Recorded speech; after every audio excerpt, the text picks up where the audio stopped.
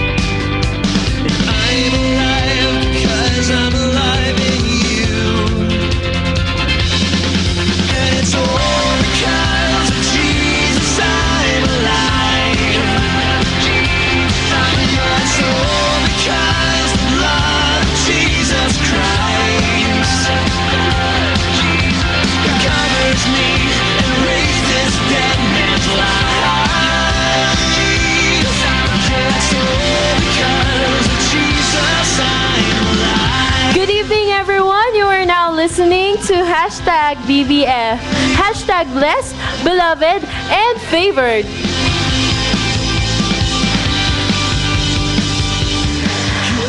Okay, bago po ang lahat, gusto ko munang bumati ng magandang gabi po sa inyong lahat, sa lahat po ng nakikinig at nakikinig din po at nanonood via internet.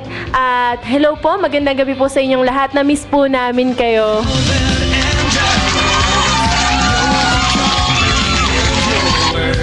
Okay, nandito na naman po kami, ang bubuo at magpapasaya sa Friday night nyo. Kung gusto nyo po kaming makita at mapakinggan via internet, just go to www.ustream.tv/channel/smile-radio-98-3-FM. Again, www.ustream.tv/channel/smile-radio-98-3-FM.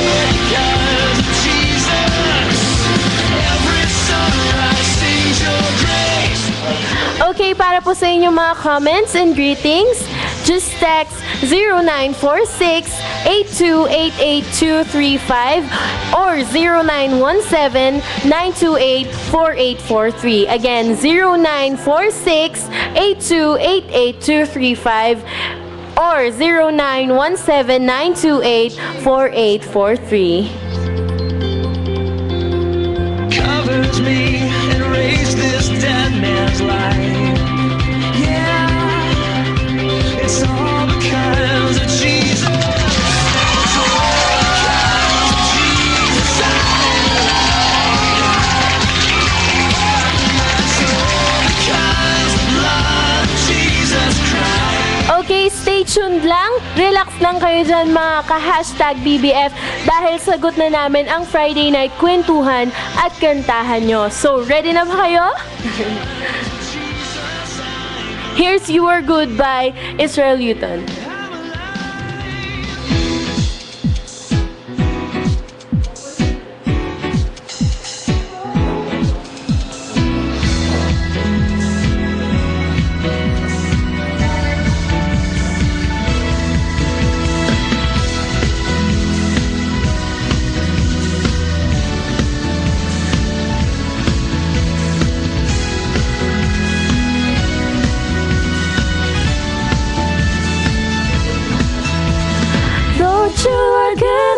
Mercy endureth forever. Lord, you are good and your mercy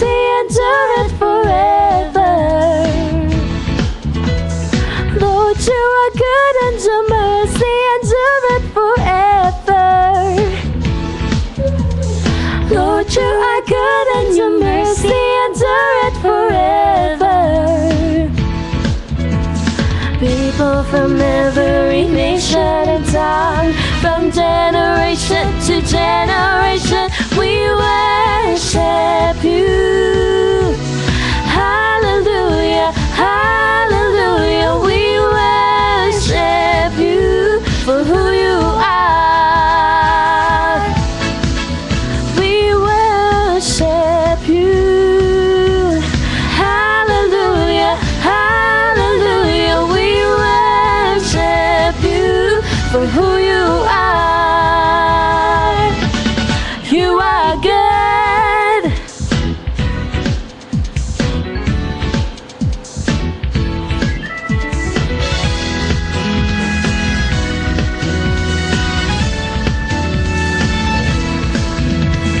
Lord, you are good and your mercy endureth forever.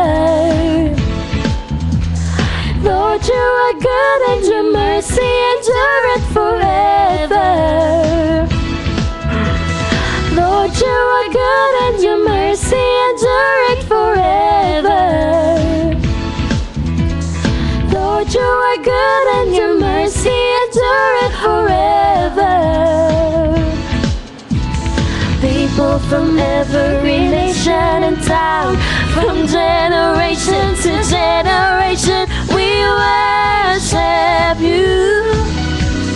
Hallelujah, hallelujah, we worship you for who you are. We worship you. Hallelujah, hallelujah, we worship you for who you are. You are good. Yes, you are, yes, you are. Name above all names, the one who reigns forever, still the same. Praise the name Jesus. Name above all names, the one who reigns forever, still the same. We will praise the name.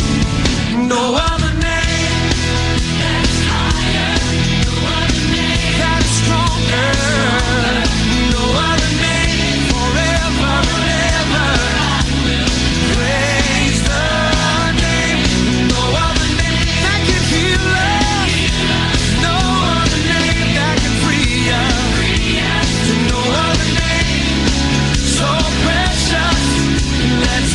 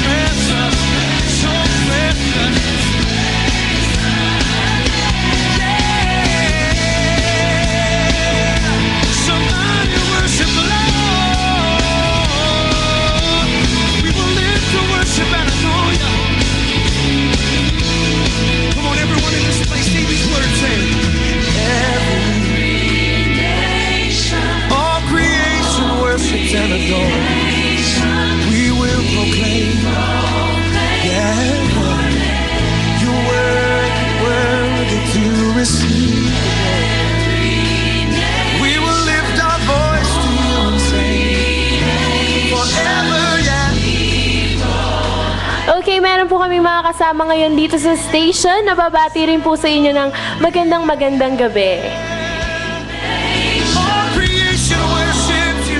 Hello po, magandang gabi po sa inyong lahat. Ako po si EJ Ruiz at nagsasabi sa inyo na mahal po kayo ni Lord at enjoy niyo lang po kayong pakikinig.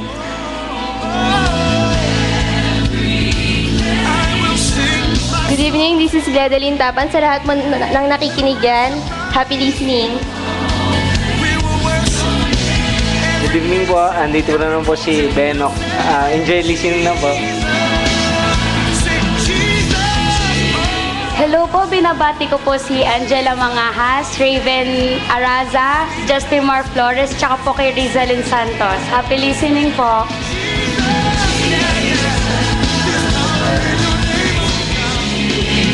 Hi, magandang gabi po. Ako nga po pala si Brad Tolentino. Happy listening. No other name that's higher. No other name, yeah. No other name forever and ever.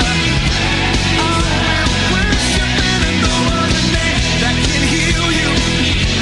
Oh, that can free you. No other name, yeah. Let's praise the sing no other name. Come on, say. Yeah. No other name. No other name. No other name. Sing it out, sing it out, sing it out. And never, and never. Sing no other name can heal us. Yeah, can free us. No other name.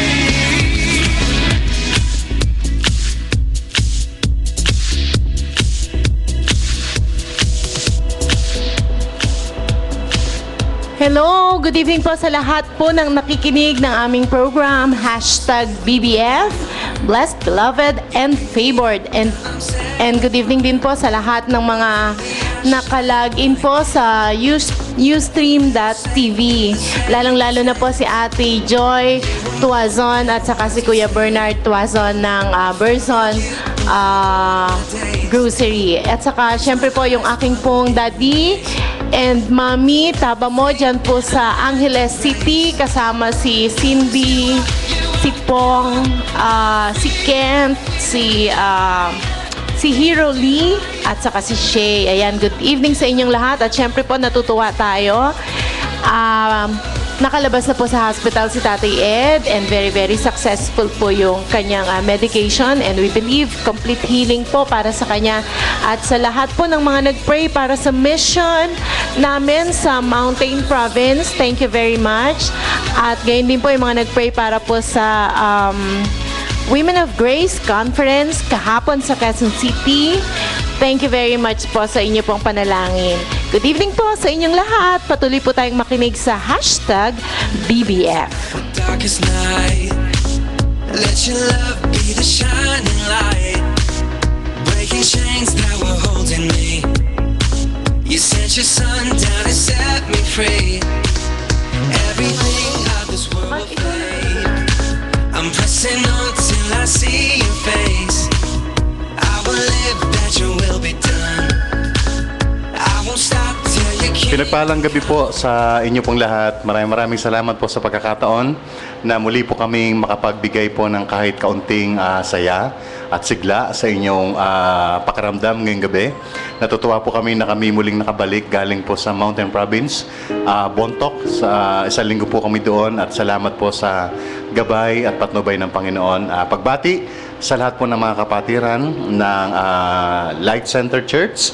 At ganun din sa ating mga kaibigan, Kuya Charlie, Ate Doti, Dervin, Daniel, and Charlene ng LabTech. Maraming salamat po sa inyo lahat, sa inyong walang sawang suporta at panalangin sa ministry na ito na ang tangi po talagang hangarin at layunin ay amin pong maiparating at amin pong maipaabot sa lahat po ng mga tao, ng mga tagapakinig kung gaano po kabuti kung gaano po tayo kamahal ng ating Panginoon sa kabila ng lahat, maging sino ka man, ano man ang mga nagawa mo, ano man yung mga naging pagkukulang mo, maging sa tingin mo sa sarili mo, parang hindi ka karapat-dapat, wala nagmamahal sa'yo, parang napakababa ng iyong pagtingin sa sarili mo, pero lagi mo tandaan, ang layunin ng programang ito ay maipahatid sa iyo kung gaano ka kamahal ng Panginoon na siya'y nag-alay ng kanyang buhay para sa iyo, na ibinigay niyang buhay niya para sa iyo upang ikaw at ako ay magkaroon ng maganda, maayos na buhay at magkaroon ng katiyakan ng kaligtasan ng ating pong buhay. So muli, maraming salamat po sa inyong lahat at patuloy kayong pagpalain ng Panginoon at patuloy tayong makinig ng kanya pong mga salita at babasahin po ni Gisha Faith yung pong ating pagsisyaran ngayong pong gabi na salita po ng Diyos. Amen. Mark chapter 5 verse 25 to 35. Now a certain woman had a flow of blood for 12 years and had suffered many things from many physicians. She had spent all that she had and was no better, but rather grew worse. When she heard about Jesus, she came behind him in the crowd and touched his garment. For she said, "If only I may touch his clothes, I shall be made well." Immediately the fountain of her blood was dried up, and she felt in her body that she was healed of the affliction. And Jesus, immediately knowing in himself that power had gone out of him, turned around in the crowd and said, "Who touched my clothes?" But his disciples said to him, "You see the multitude thronging you, and you said, 'Who touched me?'" And he looked around to see her who had done this thing. But the woman, fearing and trembling, knowing what had happened to her, came and fell down before him and told him the whole truth. And he said to her, "Daughter, your faith has made you well. Go in peace and be healed of your affliction." Amen. So, ito po isang pamilyar na kwento mula po sa Bible. Ito po ay isang kwento ng isang determinasyon ng isang babae na hindi po pinangalanan ng Bible. Pero ang babaeng ito ay nakakatuwa sapagkat ipinapakita dun po sa kwento kung gaano ka-determinado yung pong babae na ito, na ayon sa kwento, siya po ay merong sakit o meron siyang karamdaman ng pagdurugo. At hindi po biro ang kanyang sakit sapagkat siya po ay dinurugo, hindi lamang po isang buwan, 2 buwan o isang taon, kundi po ang kanyang pagdurugo ay umabot po ng 12 taon.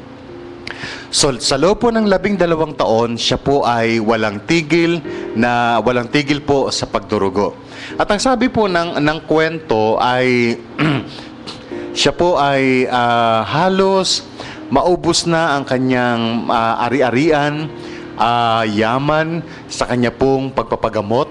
At marami na pong mga doktor, mga manggagamot ang tumingin po sa kanya. Pero sa halip po na siya po ay gumaling, sa halip na siya po ay umayos o bumuti ang kanyang kalagayan, mas lalo pong naging malala ang kanyang kondisyon, mas lalo pong naging malala ang kanyang pong kalagayan. Sa katunayan, ang sabi po ng kwento ay naubos na ang kanya pong mga ari-arian. At talagang itong babaeng ito marahil siya po ay may kaya, pero dahil sa loob ng 12 taon po niyang pagpapagamot ay halos maubos na po ang kanya pong ari-arian at marahil siya po ay naghirap. At sa halip na umayos ang kanyang kondisyon, lalo pong lumala ang kanyang kondisyon.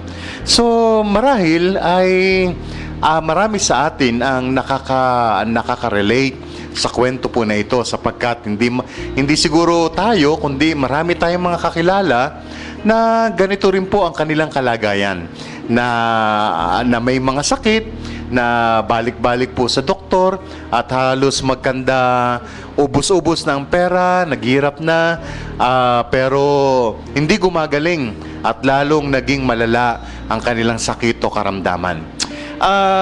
pamagatan ko po ang kwento po na ito ng babaeng inaagasan ng when you saw Jesus in His grace, He will see you in your faith. Ito pong babaeng ito ay tiningnan niya ang Panginoong Hesus na Diyos na mapagmahal, Diyos na mapagpagaling, Diyos na mabuti. At alam niyo po, ito po ang naging dahilan at nagpalingon sa Panginoong Hesus kung bakit ang babaeng ito ay nakaranas ng kagalingan at nakaranas po ng himala sa kanya pong buhay. Balikan po natin ang kwento, mga minamahal kong mga kapatid.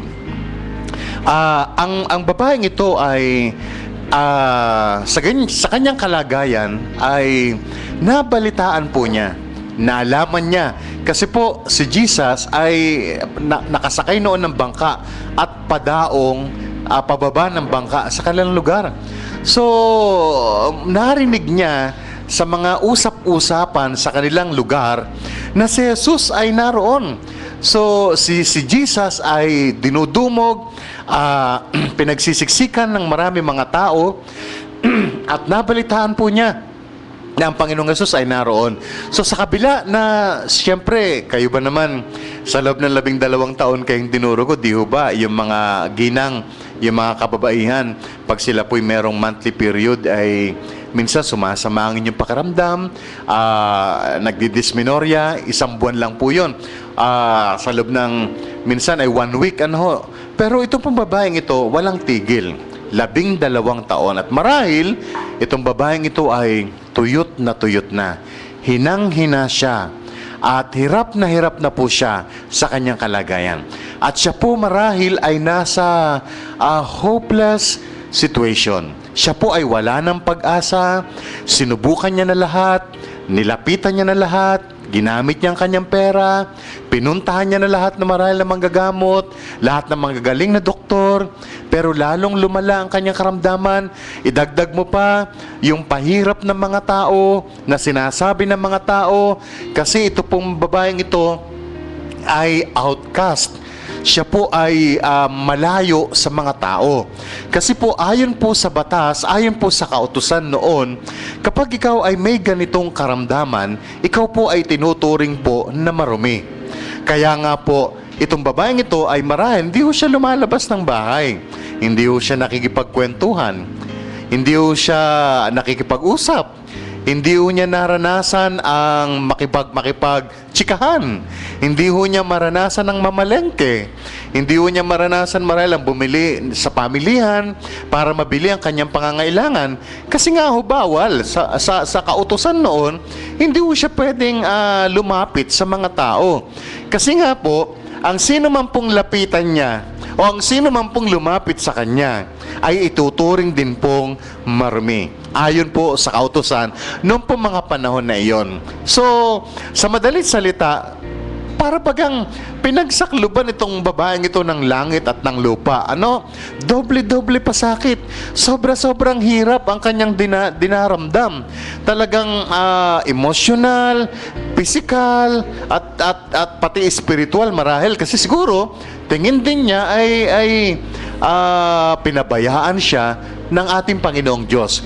So, makikita natin sa istorya na kahit ganon ang sitwasyon niya, na kahit ganon ang pananaw ng maraming tao, kahit ganon ang paniniwala niya at ng maraming mga tao, na siya ay marumi, outcast, hindi pinapansin, hindi kinakausap, itinuturing na makasalanan, marumi, at ang sino mang humawak sa kanya ay marumi, at ang sino mang hawakan niya ay marumi. Pero alam niyo po, ang nakakabilib sa taong ito, ang nakakabilib sa pananampalataya ng babaeng ito, na sa kabila ng ganon ng kanyang kalagayan, na hinang-hina, sa kabila ng ganon ng kanyang sitwasyon, na halos siguro ay paika-ika, at marahil ay talagang halos gumapang na siya sa lupa para lamang po makalapit sa ating pong Panginoong Hesus.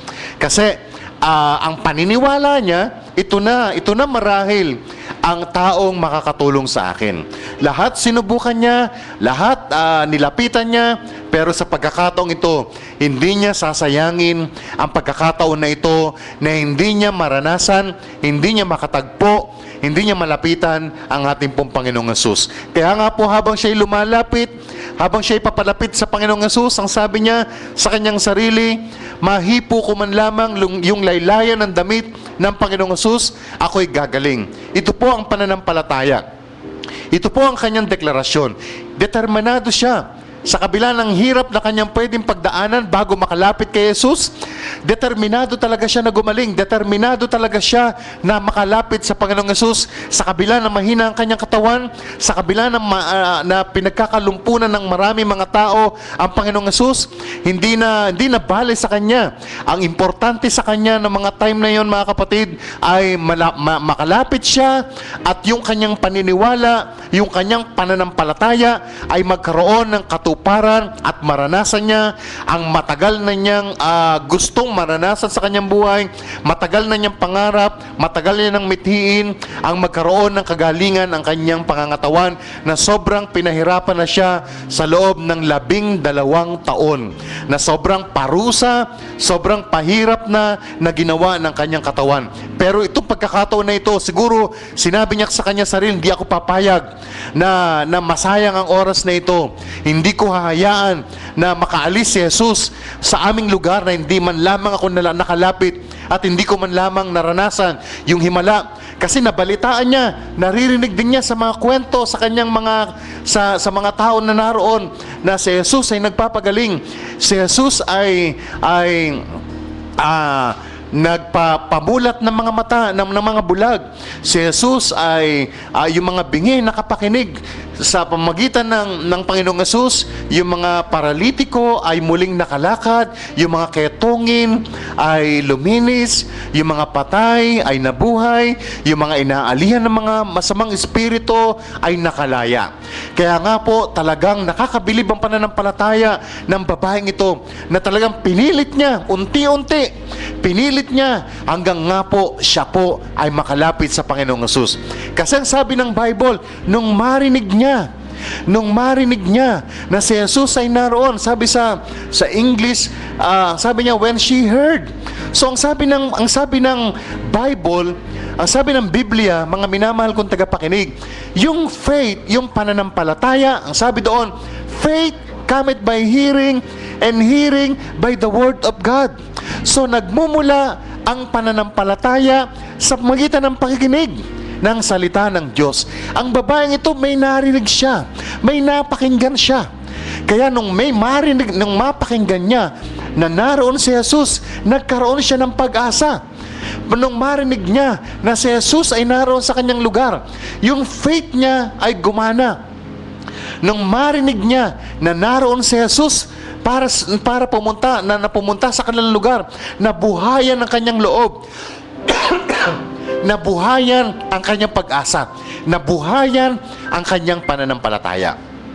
Kaya nga po, wag tayo kung kayo man po ay nasa ganitong kalagayan, katulad po ng kalagayan ng babaeng ito, na halos pakiramdam nyo, wala na kayong pag-asa, tinalikuran kayo ng mga tao, walang nagmamahal sa inyo, para bagang lahat ng mga tao pinagkaisahan kayo, para bagang tinatanong mo sa iyong sarili, bakit sa dinami-dami ng mga taong nabubuhay sa mundo, bakit ako pa?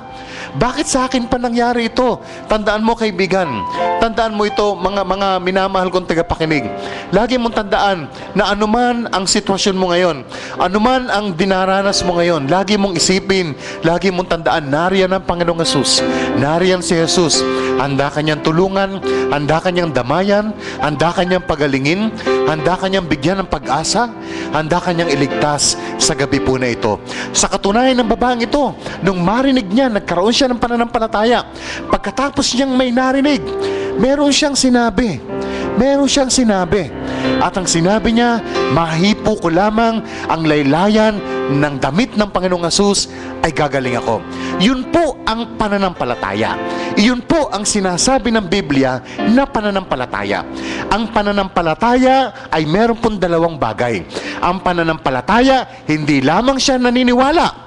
Ang pananampalataya, hindi lang siya naniniwala, kundi ang pananampalataya o ang tunay na pananampalataya ay nagsasalita. Ayon sa 2 Corinthians chapter 4, verse 13, yung faith ay believing and speaking.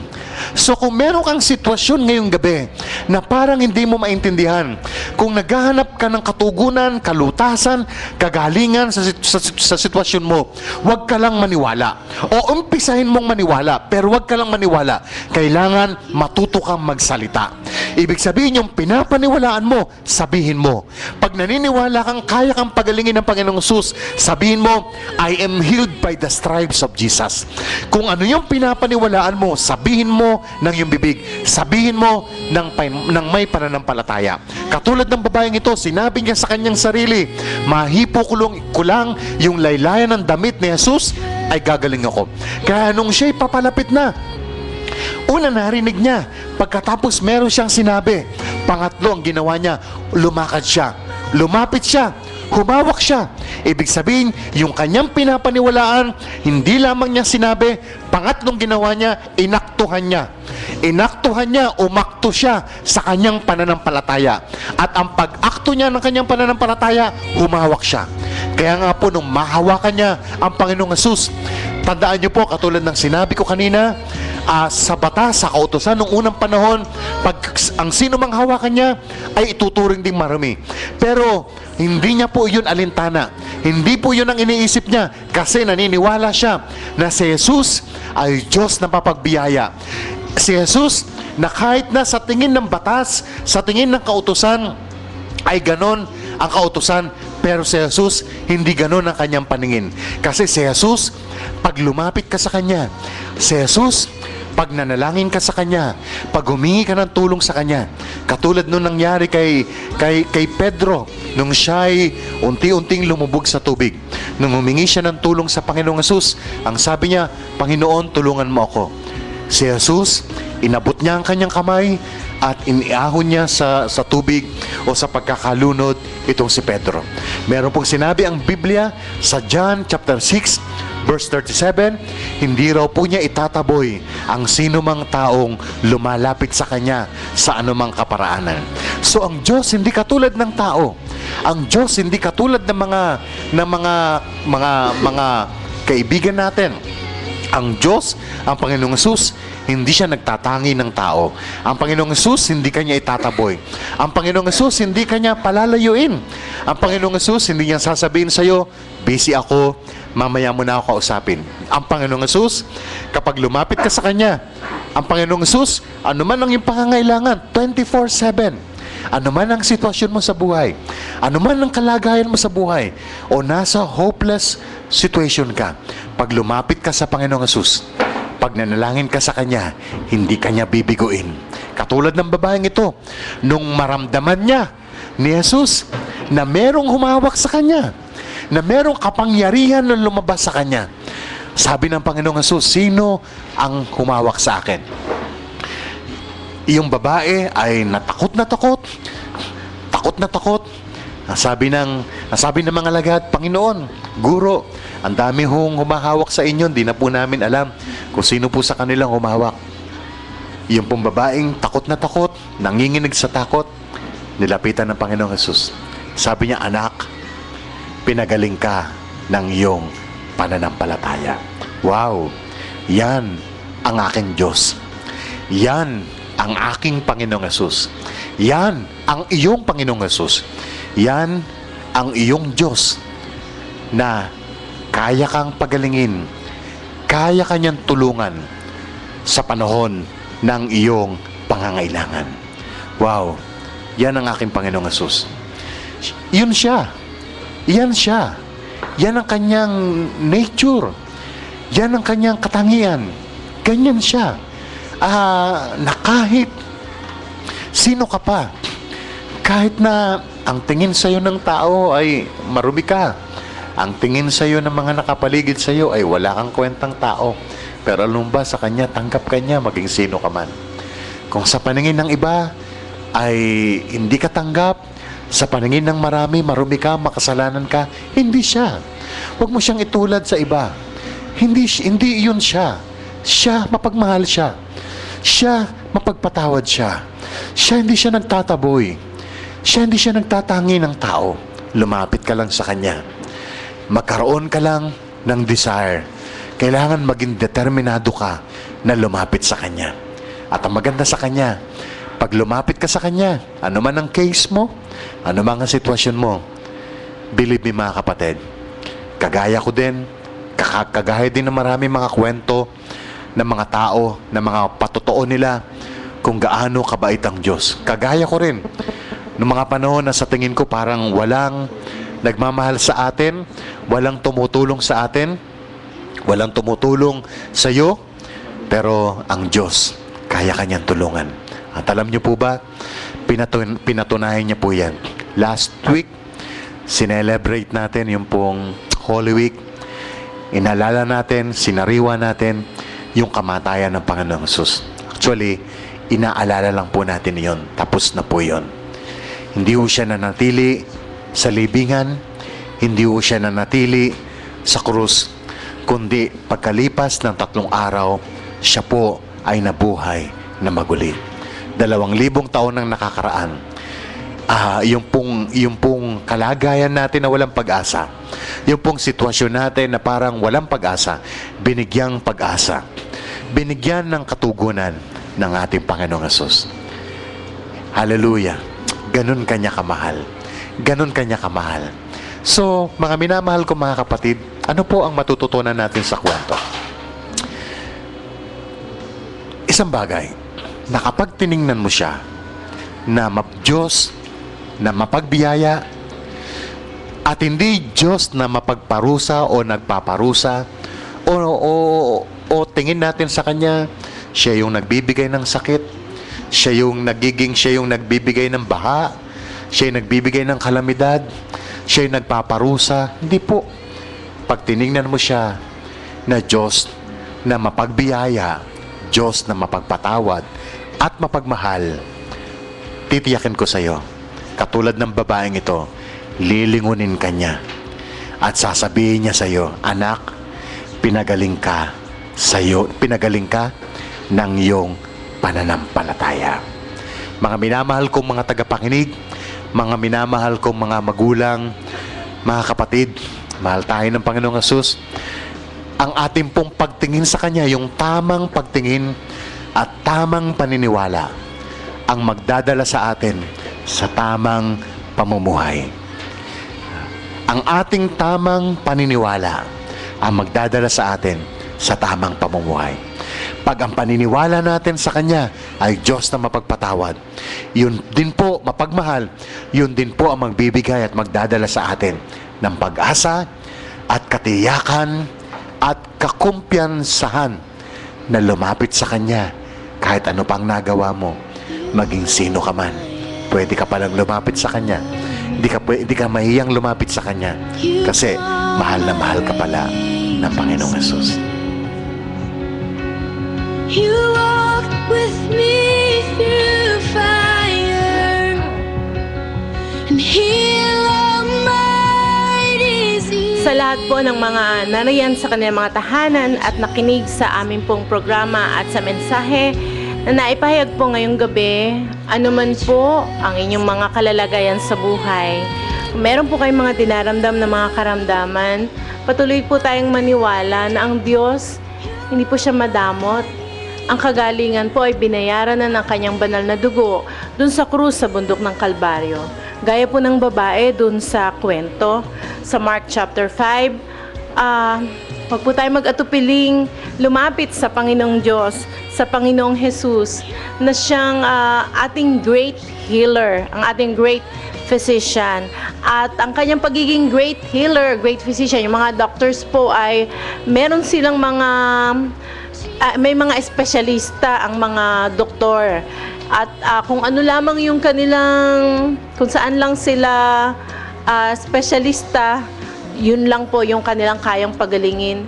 Pero ang Panginoon po, lahat ng uri ng karamdaman, maging ang mga imposibleng karamdaman na sa tingin natin ay wala ng lunas o sinatulan na tayo ng doktor na walang lunas, sa Panginoon po, walang imposible.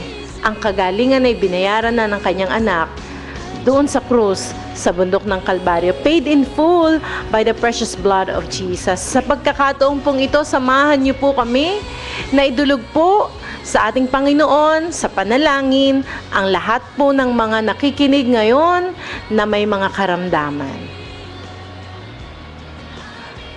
Panginoong Jesus, aming Ama, salamat po sa Panginoong Jesus na siyang nagbuhos ng kanyang dugo dun sa krus sa bundok ng Kalbaryo, nagbuwis ng kanyang buhay, nagsakripisyo para sa amin. At alam namin, Panginoon, na sa kanyang mga latay, kami ay nagsigaling. Amin pong pinapadaloy ang kapangyarihan ng banal na dugo ni Jesus.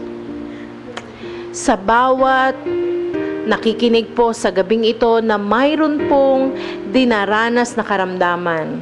Amin pong inilalapit sa inyo, Panginoon, ang kanila pong mga puso at isipan na magkaroon ng pananampalataya, Panginoon, na nag-aangkin, pananampalataya, Panginoon, na nagtitiwala, walang iba, kundi sa kapangyarihan mo, Panginoon.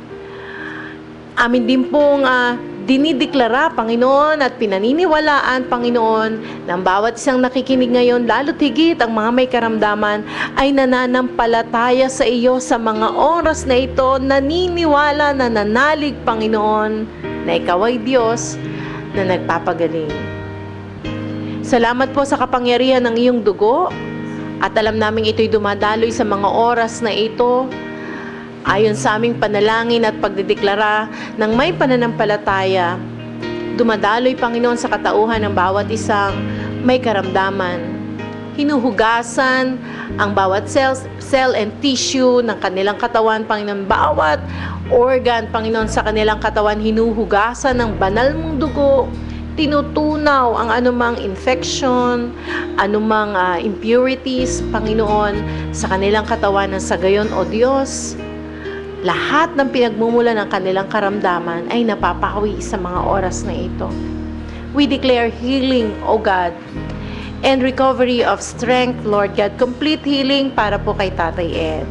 We believe, Lord God, noon pa lang, bago pa lang po siya mag-undergo ng operation, pinagaling mo na po sila. And yung pong medication, Panginoon, ay isang confirmation lang po sa amin, Panginoon, na tunay na ikaw ay nagpagaling na. At salamat po sa kanyang strength, salamat sa faith na binigay mo sa kanya upang mapagdaanan niya ito ng may katapangan. Salamat din po, Panginoon, sa recovery ng strength, Panginoon, para po sa aming Daddy Doming, Panginoon, na ngayon ay nasa Angeles. O Lord, we declare recovery of strength at makalakad na po siya ng mas mabilis, Panginoon, sa kaya niyang paglakad ngayon. We also declare healing, Lord God, kay Ate Lisa at sa kanyang anak na si Joy Barros, Panginoon. Ano man po ang kanilang mga karamdaman sa kanilang katawan, Panginoon, we declare healing, O God, at pinapadaloy namin ang kapangyarihan ng iyong banal na dugo sa kanila, Panginoon. And also complete healing, Panginoon, new kidney for Gail, O God. As if yung kidney niya, Panginoon, hindi nakaranas ng karamdaman. Ganun din, Panginoon, amin dinadalangin ang kagalingan po ng paa, Panginoon, na nasugatan ni Sir Fred Dangilan, Lord God. At sa lahat po ng nakikinig ngayon, Panginoon, mula sa kanilang ulo hanggang talampakan, hanggang sa kanilang mga internal organs, Lord God, pinapadaloy po namin ang iyong banal na dugo. We plead the blood of Jesus. We plead the power of the blood of Jesus upon everyone, Panginoon, na nakakaranas ng pain, anumang karamdaman, Panginoon. We declare complete healing, O God. And we thank you, Lord. Salamat sa pagdampi ng iyong makapangyarihang kamay at hindi lamang po healing, Panginoon, ng kanilang physical na karamdaman, maging ang kanilang mga emosyonal na kabigatan, Panginoon. Thank you so much. Thank you so much. In Jesus' name, Amen.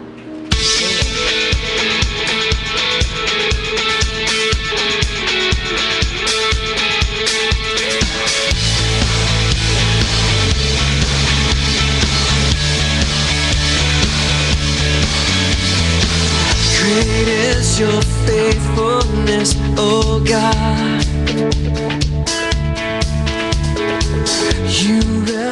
Hello po and good evening and happy listening. Salamat sa pakikinig. Vilma Mendoza. Ayan, at ganun din po kay Nanay Evelyn, kay Tatay Ed, kay Edlyn ng Taiwan, si Luis Santiago, ganun din si Kuya Junior, Ate Nora, Dayan, Hazel, Kuya Elimar, Ate Grace, Trisha, Michelle, Rio, Erwin, kay Ate Neng, at kay Pretty Saria. Siyempre sa aking mga paring maliliit pero gwapo, paring Oliver, paring Dave, paring Jimboy, at kay paring Daniel Buno. Ayan. Hello siyempre kay Ate Sol and Kuya Edmond Evangelista, na miss namin kayo. Pasensya na, hindi kami makapag-online, hindi kami makapag-Facebook dahil walang signal doon sa Mountain Province. Ayan. Hello din kay Ate Grace de Guzman, kay Steel, kay Jack, kay Nika, kay Maika, kay Gio, kay Kim, kay JJ, at kay Zed.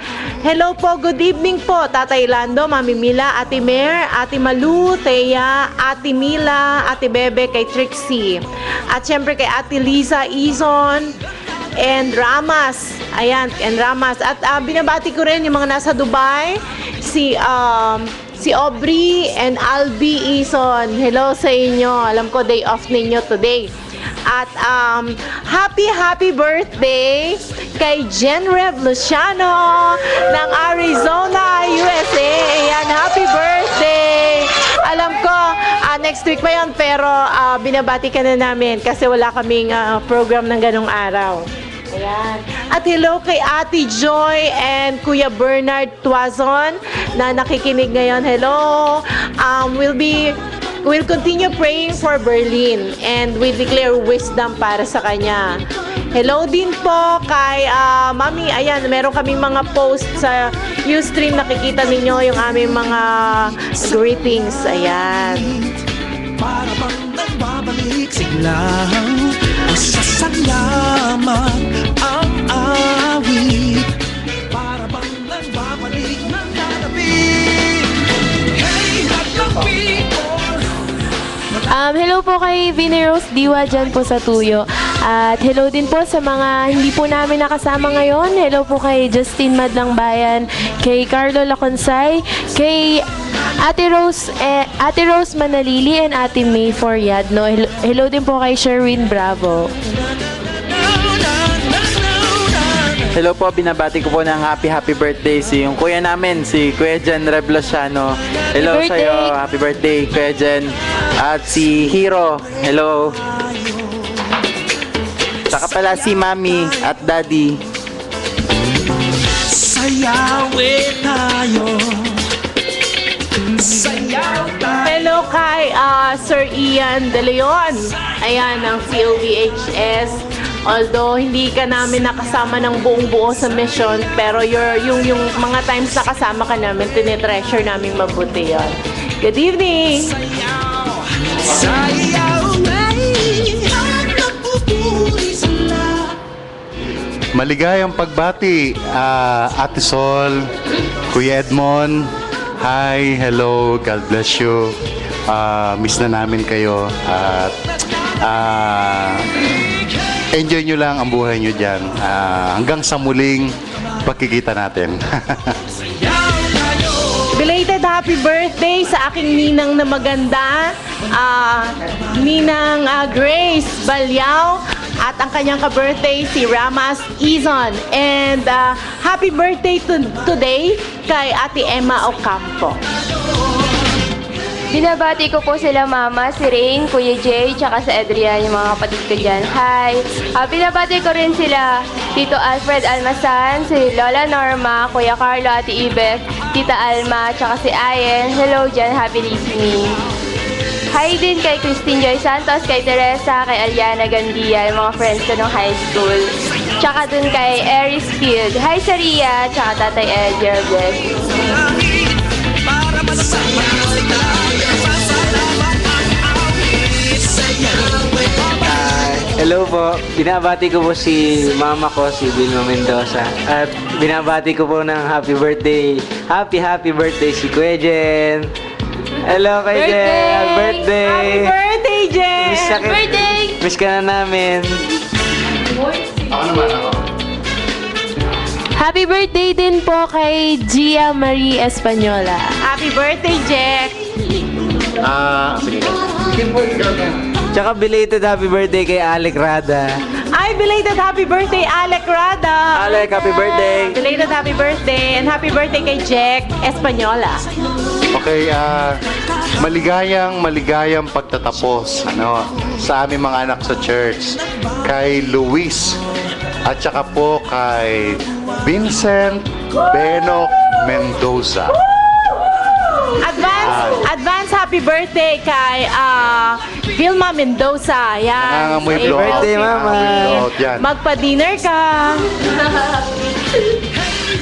Thank you, Ate Joy, sa pakikinig. Hi kay Ninang Isay tsaka sa anak niya kay Jamel.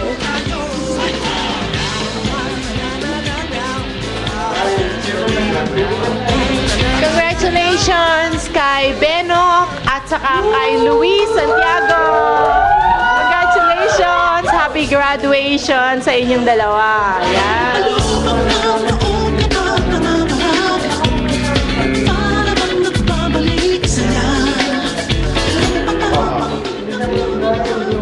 Iniimbitahan po namin kayong lahat every Sunday, 3:30, doon po sa may Tinejero, sa may Ilivem, Woodcraft, and Function Hall.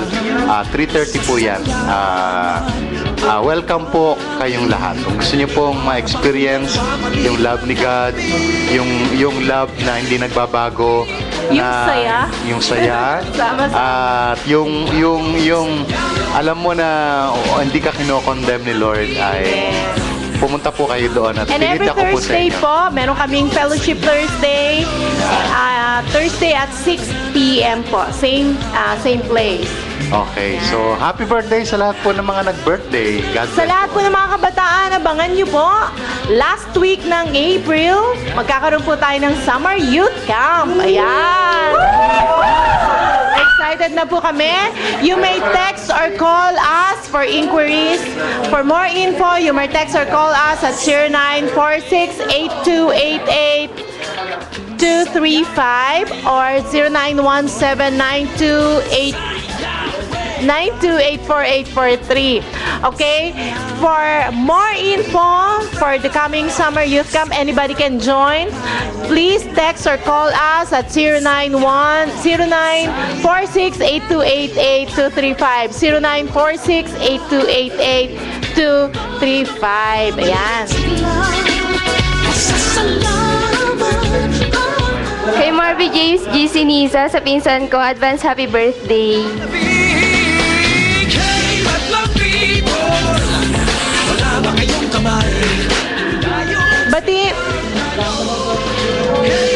Batiin ko ulit si Saria, and I want you to know, Saria, nag-enjoy akong kasama ka paghatid kay Tatay Ed sa kapagsundo. Thank you very much for your time. Indayong sayaw tayo. Hey, batlang pito. Wala ba kayong kamay? Indayong sayaw tayo. Sayaw tayo. Nakakahawa ang Hello kay Lori Bebot and Candy Cantaquicho. sayaw at sayaw at sayaw at sayaw. Sayaw na pagkawin sa langit para malaman ang tayo sa sana. Hi, Ate Lisa Barros. Miss you.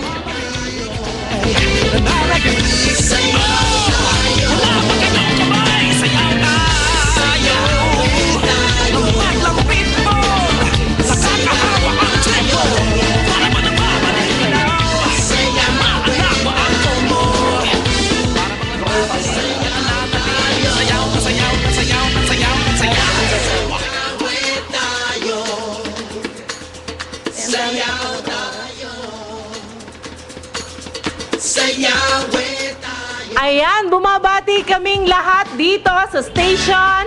Happy birthday, Jen! And again, happy birthday kay Jack Gia Española. Ayan, happy birthday! Magsama-sama po tayo every Friday, 8 to 9 p.m. dito po sa 98.3 FM Smile Radio or sa Ustream.tv. Mag-enjoy tayo sa mabuting balita, magandang balita, balitang nakakagaan ng kalooban, nakakapag-polite ng feeling, ayan, mga mensahe ng pagmamahal ng ating Diyos dito sa hashtag BBF, Blessed, Beloved, and Favored. At kami po inyong mga kaibigan, makakasama nyo if gusto nyo po ng kausap, yung binigay namin sa inyong numbers, text or call us lang po. And dito lang po kaming mga kaibigan nyo. Dahil dito sa hashtag BBF, may nagmamahal sa'yo!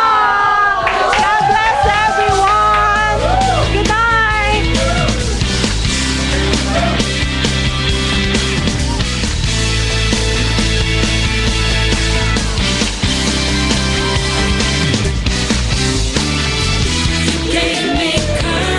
Thank you for listening, everyone. That all your goodness I would see.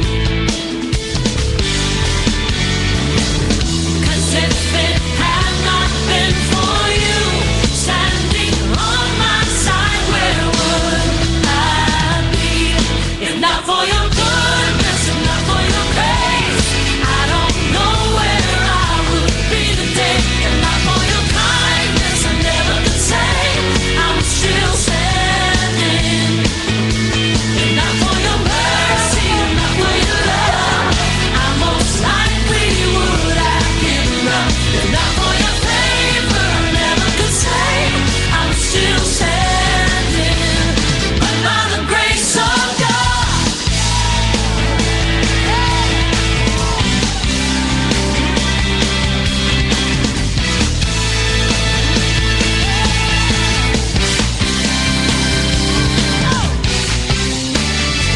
to you I lift my offering. Set my heart on higher things.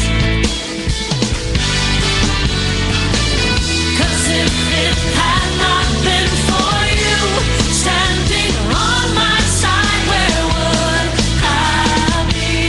If not for your goodness, if not for your grace, I don't know where I would be today. If not for your kindness, I never could say I'm still standing. If not for your mercy, if not for your love, I most likely would have given up. If not for your favor, I never could say I'm still standing. But by the grace of God. Pagod ka na ba? Bad trip sa buhay? Wala na bang nakikinig sa'yo? Kalma lang! Nandito kaming mga tropa mo. Blessed, Beloved, Favored. Every Friday to, 8 to 9 p.m. sa 98.3 FM Smile Radio. May kwentuhan, kantahan, at tugtugan. Samahan nyo kami dito sa hashtag BBF. Dahil dito, may nagmamahal sa'yo.